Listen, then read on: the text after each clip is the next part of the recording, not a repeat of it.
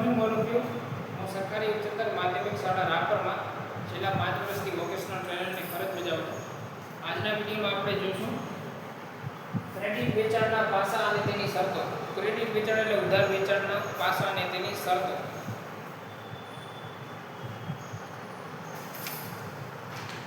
તો ક્રેડિટ વેચાણ એટલે એવું વેચાણ કે જેમાં ગ્રાહકને ઉધાર આપવામાં આવે છે અને ગ્રાહક ઉત્પાદન ખરીદે છે અને તેની ચૂકવણી પછીથી કરવા સંમત થાય છે.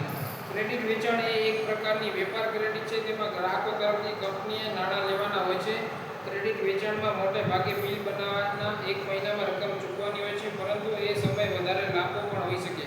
બાકી રકમ અલગ અલગ સ્વરૂપમાં મેળવી શકાય, જેમ કે ઉચ્ચ ચૂકવણી, ભાડે ખરીદી સિસ્ટમ, હપ્તે ખરીદી સિસ્ટમ. છૂટક કંપનીઓ નીચે પ્રમાણેના લાભ માટે ઉધાર માલ વેચે છે. સ્પર્ધામાં ટકી રહેવા માટે સ્પર્ધકો ગ્રાહકને ઉધાર વેચાણ કરતા હોય ત્યારે બીજા વેપારીઓ પણ સ્પર્ધામાં ટકી રહેવા માટે એવું જ કરવું પડે છે. વેચાણ વધારવા વેપારી ઉધાર વેચવાનું શરૂ કરે ત્યારે વેચાણમાં વધારો અને નફળતા. જો તમારા સ્પર્ધકો ઉધાર વેચાણ કરતા ન હોય તો તમને ઉધાર વેચાણથી લાભ થઈ શકે, કેમ કે ગ્રાહકો તમારા સ્પર્ધકો પાસેથી રોકડામાં ખરીદવાને બદલે તમારી પાસે ઉધારમાં ખરીદવાનું પસંદ કરે છે. ગ્રાહકોની વફાદારી વધારવા. ગ્રાહકોને ઉધાર આપવાનો અર્થ એ છે કે તેમને સન્માન કરો અને તેને વિશ્વાસ છે કે તે નિયત તારીખ સુધીમાં તે તમારી રકમ ચૂકવી દેશે. તમે મૂકેલા આ વિશ્વાસને ટકાવી રાખીને ગ્રાહકોને પણ હંમેશા તમારી પાસેથી જ ખરીદી કરશે. ઉધાર વેચાણના પાસા. તેમાં સામાન્ય રીતે સામાન તથા સેવાઓની આપ-લે સંકળાયેલી હોય છે. સામાન ઉધાર પર આપવામાં આવે તે પહેલાં તેની માલિકી વેચાણકર્તાની જ હોય છે. ઓપન ખાતા માટે ઔપચારિકતાઓ સાવ ઓછી હોય છે. સામાન્ય રીતે તે 3 મહિનાના સમયગાળા માટે હોય છે. તેનો આધાર વેચાણકર્તા દ્વારા નક્કી થતી શરતો ઉપર હોય છે. તેમાં ડિપોઝિટની જરૂર હોતી નથી. તે અલગ અલગ નાણાકીય સંસ્થાઓ મારફત ઉપલબ્ધ થઈ શકે, જેની શરતો પાળવી હોય. રિટેલની બાબુ કાકા હશે હા.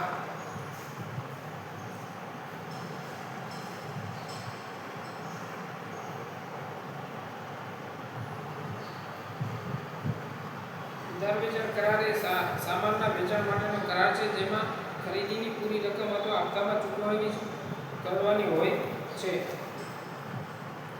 ક્રેડિટ કરારનું માળખું. છૂટક વેચાણમાં ઉધારની સુવિધાથી વધુ સંખ્યામાં ગ્રાહકો માલ સામાન ખરીદી કરે છે. ક્રેડિટ સમજૂતીમાં ઉધાર લેનારની જવાબદારીઓની વિગતો હોય છે. તેમાં લોનની વોરંટી, ઉધારની રકમ, વ્યાજદર, લોનનો સમયગાળો, ચૂકવવામાં વિલંબ થાય છે તો દંડ અને તથા ચૂકવણીની શરતોનો સમાવેશ થાય છે. કરારમાં ગ્રાહકની તમામ મૂળભૂત માહિતી તથા લોનનો હેતુ દર્શાવવામાં આવેલો હોય છે. ક્રેડિટ સુવિધામાં પુનઃ ચૂકવણીની શરતો. પુનઃ ચૂકવણીની શરતોમાં વ્યાજદર તથા મુદતની લોનના કિસ્સામાં પુનઃ ચૂકવણીની તારીખ, ચૂકવણીની ઓછામાં ઓછી રકમ તથા દર મહિને ચૂકવણીની તારીખ તથા રિવોલ્વિંગ લોન સમજૂતીમાં એ વિગત હોય છે કે વ્યાજદરમાં ફેરફાર થશે કે કેમ તથા લોન ક્યારે પૂરી થશે તેની ચોક્કસ તારીખ જો લાગુ પડતું હોય તો. ઉધાર પર સામાન વેચાણની શરતો. વેચાણ કરાર એ ખરીદનાર અને વેચનાર વચ્ચે સમાન સેવાઓ અથવા મિલકતના બદલામાં થતો કાનૂની કરાર છે, જેના માટે રકમ ચૂકવાય છે અથવા ચૂકવણીની ખાતરી આપવામાં આવે છે. તે એક નિશ્ચિત પ્રકારની કાનૂની કરાર છે અને વેચાણ કરારમાં કેટલીક જોગવાઈઓ હોય છે જે નીચે પ્રમાણે છે. વેચાણ કરાર એ એવી સમજૂતી છે જેમાં વેચાણકારક એક નિશ્ચિત રકમને ખરીદનારને વસ્તુ આપવા સંમત થાય છે અને આ કરાર ત્યારે કરવામાં આવે છે જ્યારે નિશ્ચિત રકમને સામાનની ખરીદી અથવા વેચાણ માટે ઓફર થાય છે. આ કરાર લખાણમાં અથવા મૌખિક કરવામાં આવે છે. વેચાણ કરાર એ મૂળભૂત શબ્દ છે જેમાં સમાવેશ થાય છે વેચાણ તથા વેચાણ માટેની સમજૂતી.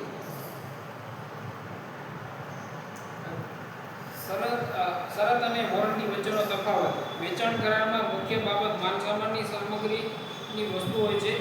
સામાન્ય સંજોગોમાં આખી દુનિયામાં અનેક પ્રકારના વેચાણ સોદા થતા રહે છે. એવી કેટલીક ચોક્કસ જોગવાઈ છે જે પૂરી થવી જોઈએ, કેમ કે કોન્ટ્રાક્ટ માટે તે જરૂરી હોય છે. આ જરૂરિયાતો કાં તો શરત હોઈ શકે અથવા વોરંટી શરત કે વેચાણ કરારનું મૂળભૂત અંગ છે, જ્યારે વોરંટી એ વધારવાનું અંગ પાસું હોઈ શકે.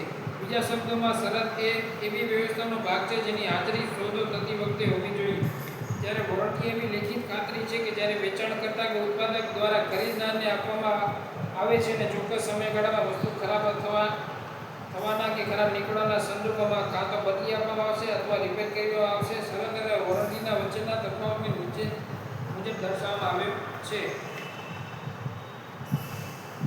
તો શરત અને વોરંટી. શરત નો અર્થ અન્ય કામગીરી પૂર્ણ થાય તે પહેલા જે કામ થતું આવશ્યક હોય તેને શરત કહેવામાં આવે છે. વોરંટી એ ઉત્પાદનની યોગ્યતા તથા ઉત્પાદનમાં જે વિગતો આપવામાં આવે છે તે સાચી છે એ બાબતે વેચાણકર્તા દ્વારા ખરીદનારને આપવામાં આવે છે.